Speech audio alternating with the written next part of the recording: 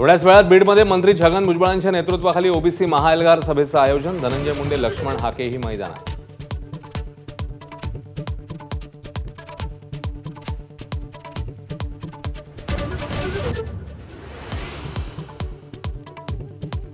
छत्रपती संभाजीनगरमध्ये मंत्री राधाकृष्ण विखे पाटलांना मराठा समाजाच्या तरुणांचा घेराव.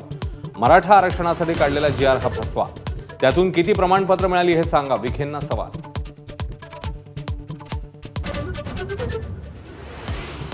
सोलापुरात महापालिका निवडणुकीच्या तोंडावर भाजपमध्ये मेगा भरती. सोलापुरातले 4 माजी आमदार भाजपत प्रवेश करण्याची चर्चा, तर 2 माजी उपमहापौर आणि अनेक माजी नगरसेवकांच्या हाती कमाल.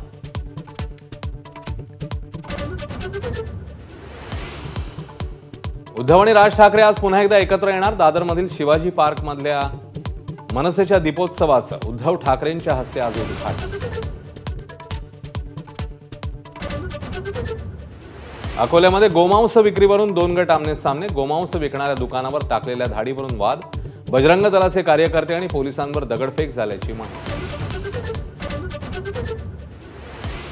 अतिवृष्टीग्रस्तांना सरकारकडून 1356 कोटींची मदत जाहीर. 8 जिल्ह्यांसाठी निधी मंजुरीचा शासन निर्णय काल जारी. 13, 14 आणि 15 सप्टेंबरच्या प्रस्तावानुसार मदत.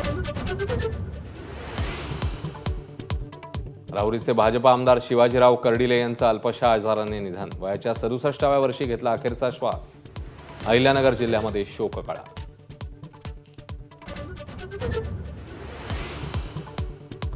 ऐन दिवाळीच्या तोंडावर पुण्यामध्ये 2 कोटींचा भेसळ खवा, तूप, पनीर जप्त. अन्न आणि औषध प्रशासनाची मोठी कारवाई. भेसळ विक्री करणाऱ्या 196 आस्थापनांना नोटिसा.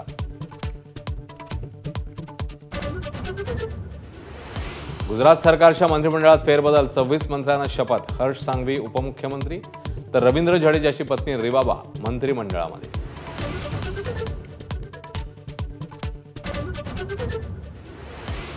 सोन्याच्या दरात 24 तासात 3600 रुपयांची वाढ. जीएसटीसह सोन्याचा प्रति तोळा दर 1,35,000 रुपयांवर. चांदी 1 किलोचा दर 1,81,000वर. आज दिवाळीच्या पहिल्या दिवशी वसुबारसेला मोठ्या उत्साहात सुरुवात. घरातील गाय आणि वासराचं पूजन करण्याची वर्षानुवर्षाची परंपरा.